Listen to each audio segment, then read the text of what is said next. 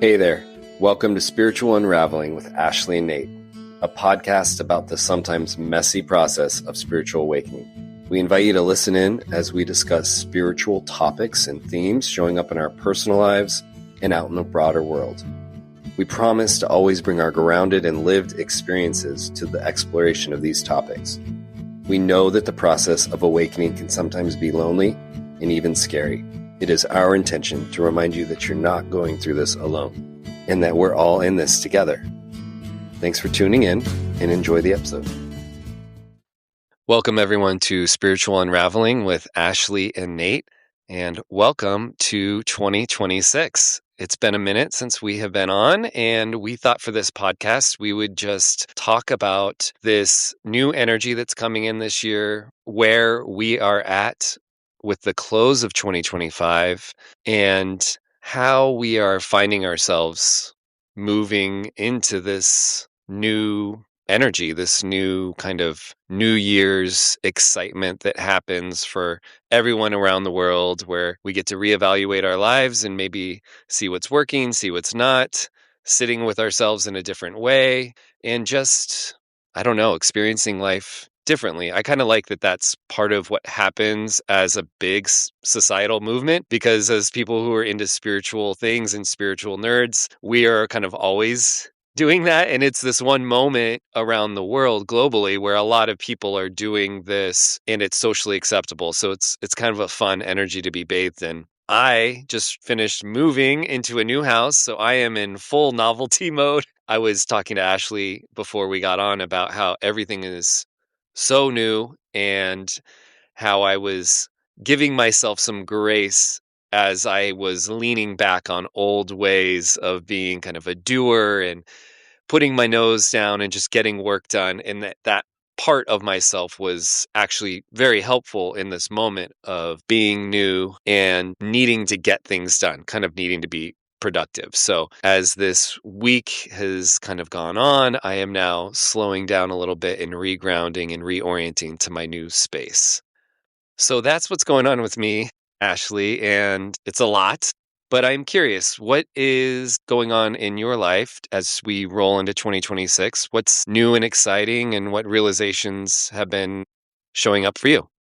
I love this. I love this kind of pause and time to reflect in our little world here. It feels to me like 2025 was a big year. It was a big year of change. It was a big year of transformation. There was a lot of chaos. There was a lot of unknown in the world, and it almost feels like that energy of chaos or change sort of became a new normal in a way. And so I don't know if this is true for anybody else, but because there's sort of chaos of the outside world and this energy of change was happening at such a sustained rate, I sort of have developed new ways of being with chaos and of being with change. And as I've looked into just sort of psychically or energetically, when I'm tuning into 2026, coming out of this year of chaos, it feels to me like the great unknown. Like it sort of feels like the year of potential where anything could happen. And so in that energy, it sort of makes me pull into my practice even deeper. So it feels to me like this year is a year of sort of protecting your peace, protecting your knowing, your wisdom, your practice, your heart, like really pulling into community and practice and using what we've built in this year of change to really lock in, because it seems like the chaos is going to ramp up even more and we can handle it. We've just been in like a boot camp. And so it's sort of like when I say it feels like we're heading into this realm of possibility, I feel that in any direction, right? It sort of is just really being prepared inside of yourself to be ready for anything. And that's kind of cool. I kind of feel like excited about that. I feel like for me, the practices are really available. I feel there's almost a way where the practices really allow me to like go into a state of curiosity, almost play and creativity. It feels like there's a lot of creative energy that could come in, but creative energy that's not so serious, actually. Creative energy around community, around maybe just joy or family or play, where it doesn't have to be like we have to change the world. It's actually like, Yeah.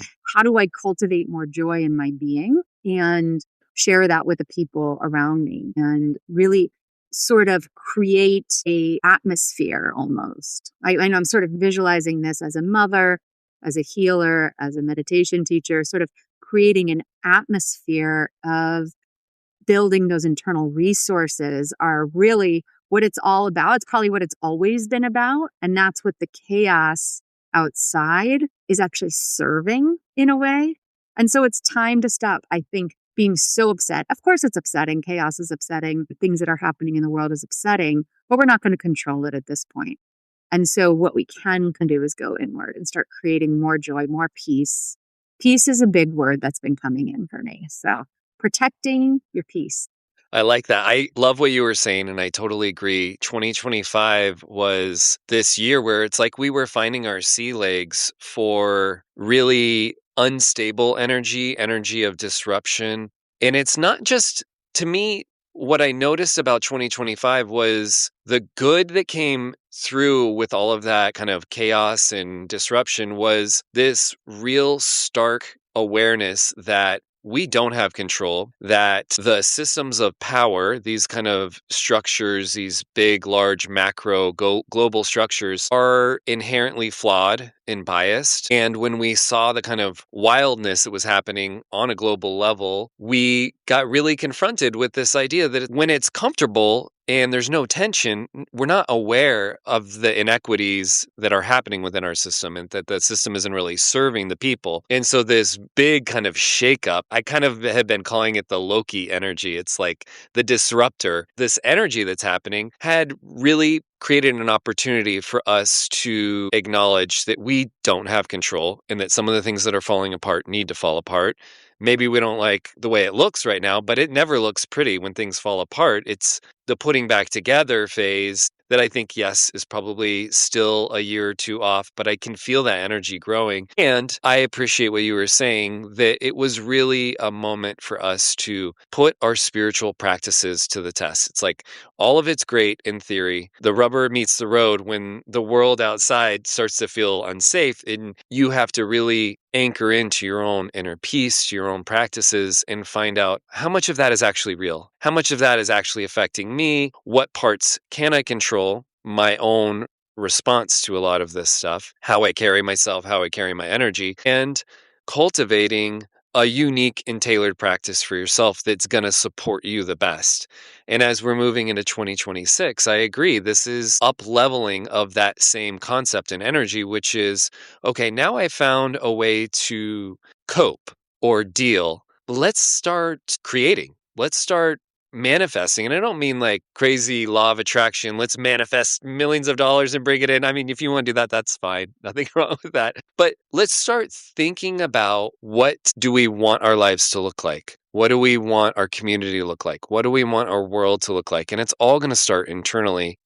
So I agree. I think we are in this place of anchoring into our peace and our presence and really being careful and protective of those things. But then also this invitation to move into creation and to acknowledge the power of our words, of our intentions, and how do we want to be, and being very mindful of that. And that energy has a big ripple out in the world. Yeah, I love that we're talking about creator energy, creation, because that's been coming in for me, not just for me, but for the people around me. And I see it as like little C creator and big C creator, right? The little C creator, I've been knitting again. I've been doing some art stuff. I signed up for a ceramics course. Like, there's some things that are just coming through for me. I've been writing more. I've been posting on Instagram. I don't even like really go on Instagram, but I've just been posting as an act of creation and taking photos and all this stuff.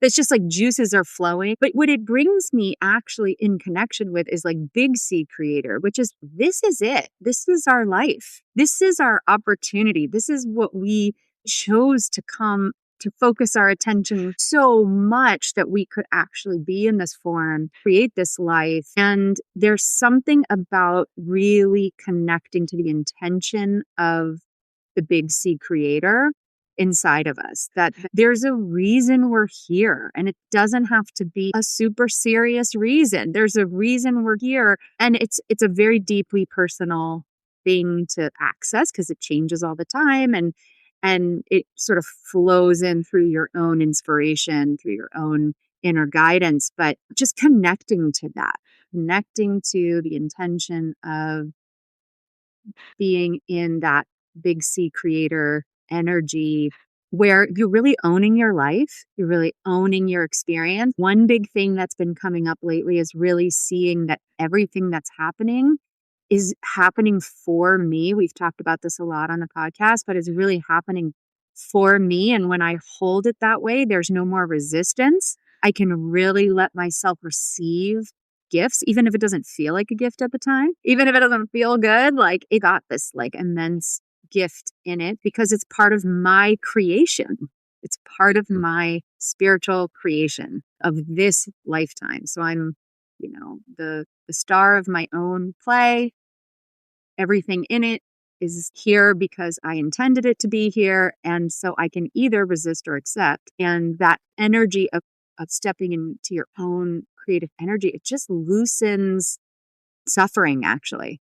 It really loosens suffering. I just don't have a need for it anymore. It doesn't serve a purpose in the same way it used to. Yeah, I love that. I love little C and big C. I'm going to dig in a little bit here because I think there's some good practical stuff that you're offering. We can tease this out. And one of the things that I'm hearing in that is just the power of if you don't know where to start with little C creation, because what you're doing is you're stoking a little bit of that personal fire. And it can be anything. It could be, I'm going to wear a different outfit today that is a little more jazzy. It could be, I'm going to doodle a little thing in a notebook, or I'm going to write a little bit. It could be anything. And it could be so small. And like you said, or you can move into the crafts, the arts, woodworking. There's so many ways. Don't do it to have an outcome. Do it to just stoke the fire of little C Creator, of that I'm a creator. I can do creative things. I can take back that intention and energy, the dovetailing of those things into creative potential. And then the Big C Creator. And I love that too, because that's basically what I hear you saying is that your life is a work of art. Your life is your own masterpiece. This is it, people. This is what we're doing. We're here to create our own work of art, and that is our life. And it includes little C creation. It includes resistance. It includes acceptance. It's the whole thing. It's the mess and the beauty, all of it wrapped together. But when you embrace the whole thing as that Big C creation, it does create in some way a little less tension. It can ease things up. You're like, well, what do I want it to be? What do I want it to look like? Do I want it to keep being like a tense action thriller? Or do I want to move into this other living, this other way of being? And so I love that. And then I do also want to, we've gotten kind of big and meta, and I also just want to bring all of this down to a granular level. And it's just making choices every day to be intentional about what you're doing, to really bring presence. And when you bring it down to each individual moment in action, the stuff that we're talking about, this bigger stuff, it all works its way out. And especially if when you're doing your each moments, when you're living intentionally and you're being in the present moment, allow joy, allow inspiration, allow that to kind of come in and be a musical note that's playing in there, because that bursts into spontaneous creativity. It bursts into serendipitous meetings, taking a different way home and seeing a billboard. It just opens up life to the wonder of letting things in. But it happens at that granular level of being in each moment, not being out in the future, not being back in the past, and then saying when I'm in that moment, just have a little bit of gratitude and if you can, let joy or ease or playfulness, as you were saying, in. I don't know. What do you think? Oh my gosh, I love this. I'm like getting really inspired right now. Like, I love your life is your masterpiece. Your life is your masterpiece. And if you take that into unity consciousness and that we aren't even separate from anything else, then this whole thing is a masterpiece. And then you Right. start to see that magic in everybody. You start to see that perfection in everything, the wonder in it all. So I love your life is your masterpiece. If everybody woke up every day and thought, my life is my masterpiece, and allowed their own genius through, their own creative juices through, I mean, we'd all just be in awe of everybody. I mean, if everybody has something beautiful to offer and to give. It's funny, last night I started a new meditation group, and not everybody knew each other. And so we were doing introduce yourself. And I thought, let's not do something boring. And, and the question that came to me to have people share is, what brings you joy? And it ended up being this really cool sharing about what brings joy. And there was a lot of crossover. And so it was kind of cool, like music and nature and Hawaii, like swimming in the ocean and dancing and all sorts of things. And so it's like, we don't have to wait. We don't have to ever have to wait to connect our own joy. It reminds me of the Shar saying, just follow your passion. And it's so hard when spiritual teachings are that simple. I really think that as a culture, we've gotten really overcomplicated. We like complicated things. We like puzzles to solve. But when something is so simple, just follow your passion. Watch what happens, right? It's just so simple. I think it's a good way to enter into this next year of probably more chaos. I can't imagine this is heading anywhere different at this point. But yeah, just cultivating that in yourself. I love this conversation. Yeah, I think to your point about the simplicity, I think we know the reason why we overcomplicate it. We overcomplicate it because the egoic mind, the kind of busy thinking mind, likes complication. That is a comfort level for it because then it gets to kind of grind its gears. And then I think the other aspect to it is that there is a little bit of fear in the simplicity. And it's not true fear, it's that egoic fear of anything could happen. It's the void. It's like if you follow your passion, you could unlock anything. And that in itself could feel a little bit triggering to the thinking mind because they're like, well, anything. Well, what am I supposed to do with anything? That's not something. I need something. And so the egoic mind gets a little bit triggered by that. The other thing that I love about your story about your Sangha starting is that what you did with that introduction question is you introduced something that we talk about a lot, which is intention. The quality of that question and the intention of, hey, let's do this a little different. Let's not prove yourself spiritually. That's why I'm sitting and whatever kind of energy you brought in. Hey, I want this to be a different energy. I want it to be light. I want it to be playful. So my intention is that. And then I'm going to ask this question in this manner. And then you got this totally fun and unique response. And I think people probably opened up and their hearts opened up. And then the energy in the room changes. And immediately it's like doing a 5-minute grounding practice or something at the beginning of like a board meeting. It would change the dynamic so much. All you got to do is open people's hearts a little and then everything changes. And then the last thing that I did want to go back to, because I was a little bit guilty of this, you talked about unity consciousness at the beginning of your response to me and about our lives are our masterpiece. And I do want to acknowledge that there is a component of this that can get a little bit wrapped in kind of Western society and kind of a value judgment around what is a good life. And I would just like to, within that framework, say a tragedy is and a struggle is an important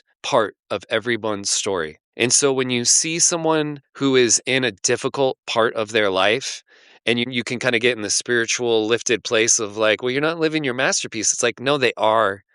They are because every story has a struggle. And some stories are just all struggle. And that's okay because those are also pretty damn good stories. I mean, there's a lot of media out there that we consume that's pretty dark and bleak. There's a dynamism in those stories. So I just want to gently insert that for myself because I was feeling it. I'm like, oh, yeah. Sometimes we want to be living our masterpiece. I want to live my masterpiece. You want to live your masterpiece. But I don't want to devalue the other stories and that those are important choices that people are making and those their souls are making those choices. When you brought us to that unity consciousness level, I love that because then it brings in true acceptance and moving away from judgment. Then like everyone's story is unique and special, and there is no value, judgment, or differentiation between the two. It's just that's one unique story, and this is another unique story. Yeah, I guess we could even say it as like your masterpiece is unfolding right now. Hmm. It's no, you don't even have to do anything.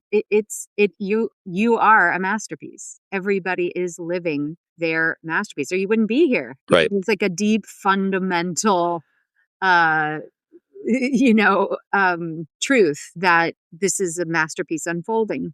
And so, my feeling about it actually is instead of making sort of a New Year's resolution list, I mean, there's nothing wrong with New Year's resolutions. They tend to not last. But I really like this kind of almost gratitude. Like it's almost like the other direction, or maybe it's a different word than gratitude, but it's like deep appreciation for what's already here. Start there. Go into where can I already see the masterpiece unfolding of me and go deeply, deeply into that. I had a client this week share with me that she had this realization. It was so cool, this realization on a meditation retreat that she gets to spend the rest of her life with herself. And this was just a whole new kind of thought, right? That I get to spend the rest of this incarnation with myself. And it sort of changes things. So instead of saying, in order to be happy, I need to have X, Y, and Z. In order to be a good person or be worthy, I need to change these things about myself. It's more like, wow, if I get to be with myself for the rest of my life, how do I want to do that? I'm the creator of this. How do I want to be with myself? And then that deep like self-love seems to be self-love. I mean, have we said this in every podcast? Self-love is the freaking answer here. Like it's the goal, it's the process, it's all of it, right? We're just always coming back to that. And you can be somebody that doesn't have a lot of material wealth. You can be somebody that doesn't particularly have what seems like a masterpiece of a life and be in such deep self-love and such joy and such passion. So it could look anyway, right? That masterpiece unfolds in all the ways, which is actually so amazing and so cool. Yeah, I will totally agree with that. I think the reason it keeps coming up is that it is the balm for almost all of our life issues, right? Is coming back to self love, not abandoning the self, not wanting the self to be different. All of that stuff just creates suffering. And if we move into self love, then everything else we've ever talked about doesn't unfold and it all just fixes itself. It doesn't even get fixed. Fix is, I think the reason I'm struggling here is that fix is not the right word, but if you move into self love, you move into alignment. And the other thing that I was noticing when we were talking about resistance is I was just thinking about this analogy that it's like we're all constantly driving around in these metaphorical life cars and the car is always moving. It's almost like a Disneyland ride. Like it's perpetually moving because it's full of energy. And we are just always in a state of pumping the brakes on one thing or another. And then sometimes the gas at the same time. And the way that we can kind of get out of that is through presence, through awareness, and also self love. I think the reason self love is such an important thing is most of us have this kind of internalized low self worth. And it's very interesting because a lot of us have been steeped in some form of religion or another. And I would just, it's funny because that's the way I was raised. And we think that God, the creator, this universal energy, it created everything. It created rainbows, it created whales, it created all this stuff, and it created us. And somehow our brains and society says that we are less than when it's weirdly contradictory to this belief that this creator, which created everything and created everything in beauty and in majesty, and we're part of that. It's like, own the divinity, people. And also that all of it, including the good, including the bad, including the ugly, including this, the inanimate things, everything is all part of it. And that's where you can like lose that sense of evaluation because it's all coming from source. We are all a part of it, and we are all beautiful creations. There's no value there. I don't know. Yeah. I probably shouldn't even say beautiful. I should just say we're just all creations. Yeah, I love own your divinity. We've had some Yeah. little truth bombs in this podcast so far. Own your divinity, realize your masterpiece, unveil your masterpiece. What did we say? Protect your peace. We've got some. Yeah. Protect your peace. Yeah. Yeah. I love own your divinity. I had this cool experience this week where I was noticing that my mind was really overactive and I wasn't really buying into it, but it was bothering me. I was just annoyed by it. So I wasn't having like total compassion for it. So I sat, I went into my a meditation and I decided to connect to what I'm calling my higher self. Some people may call it God or the goddess or source or the universe or whatever, but I was calling it my higher self. And in doing that, I was sort of saying, okay, my little mind is overactive right now. It's trying to resolve things that it has no business even resolving at all. Like it's just doing a habitual thing where it thinks that it's going to worry about something and control it or something. So when I connected to my higher self, I immediately had one perspective and two compassion for my overactive mind. And then I sort of it pulled me into this place of deep trust and deep surrender. And I thought, gosh, my higher self really has the whole thing. It's really holding the whole picture. It doesn't see a problem. It knows everything's going to be okay. It's got a plan. I don't need to know what it is. My life is okay. I can feel into this trust. It's a felt sense. I'm not bypassing it. Like I'm really gonna just let my whole system relax. I'm gonna really ground into the present moment. I can let my higher self, my higher mind do its thing. And my mind it was so funny, that overactive mind. It almost was like, oh, thank you. It didn't have to worry anymore. It would kind of quieted down. I haven't been ruminating about whatever. I can't even remember what I was ruminating about. And so there's this, like you brought in own your divinity. You can really own that, right? Because there's a way that sometimes we hand it over to some higher power that maybe we don't always feel it loves us. Maybe we don't always feel like, maybe we feel that it's going to judge us or something like that. But if you really own, there's like a part of me, there's an aspect of me that's got a bigger plan, that really is holding this whole thing in love. Doesn't really matter what happens. It doesn't really, there is no judge. There is no actual meaning to any of it.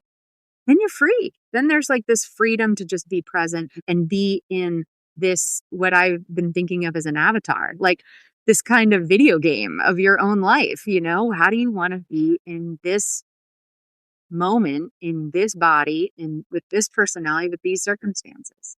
I love that. Yeah, I love the own.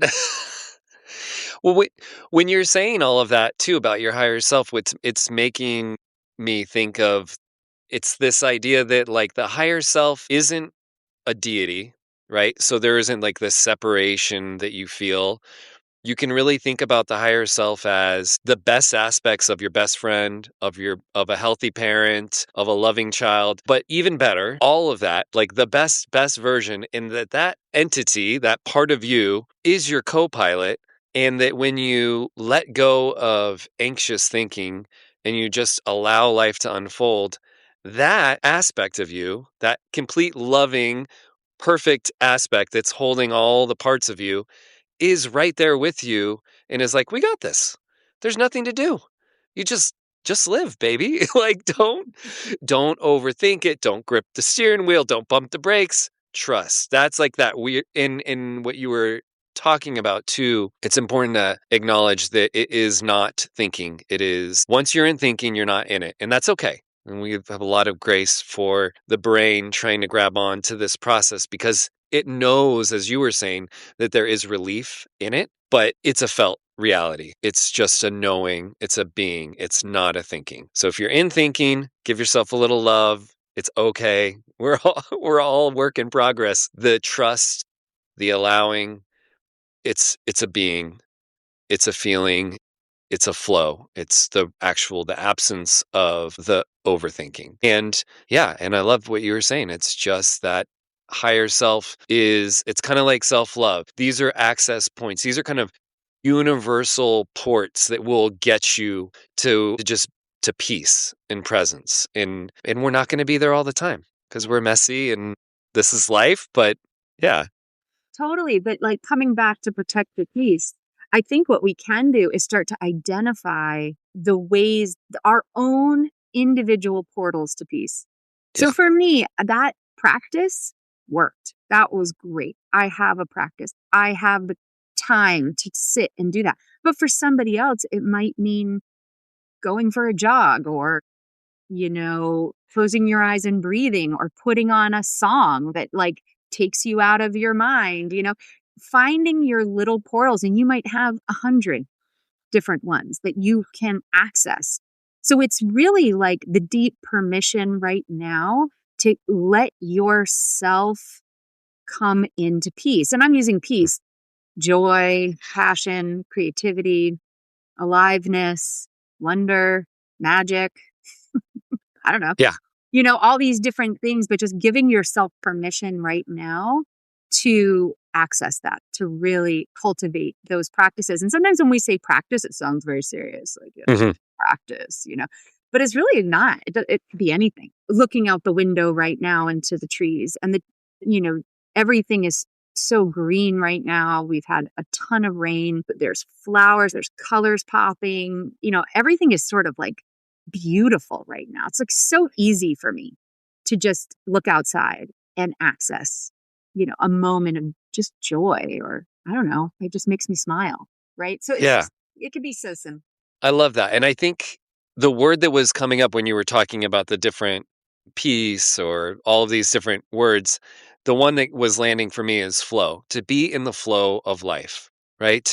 Doesn't always have to be something that we perceive as positive or as negative. It's just being in the flow of life and not resisting it, letting that energy take you. So I love this as we're kind of nearing the end here. The invitation that you're putting out to people, and I'll second it, it's a great one, is to gently, playfully, with curiosity, find your practice. Don't do what you think you should be doing. Feel into what gives you peace, flow, ease, and let those things, those moments, those engagements bring you into life and do them intentionally and love it. And then you're going to be in that both little c and big C creator that you were talking about. And I don't know, I think that's a great energy to try to embody as we're going into 2026. Well, this has been fun. Yeah, I'm so glad we got to catch up. Totally. If you're listening and you have any thoughts or anything comes up for you that you want to share with us or the spiritual unraveling community, put them in the comments. I'd love to see and hear from whoever's listening. Absolutely. All right. Thank you, everyone. See you next time. Hey, everyone. We hope you enjoyed the show. If you have any questions or feedback for us, please send us an email at spiritualunraveling@gmail.com. If you'd like to learn more about what we're both up to, you can follow Ashley at www.mountainmeditationgroup.com. And you can find more about what I'm doing at spiritual-stewardship.com. We hope you have a great day.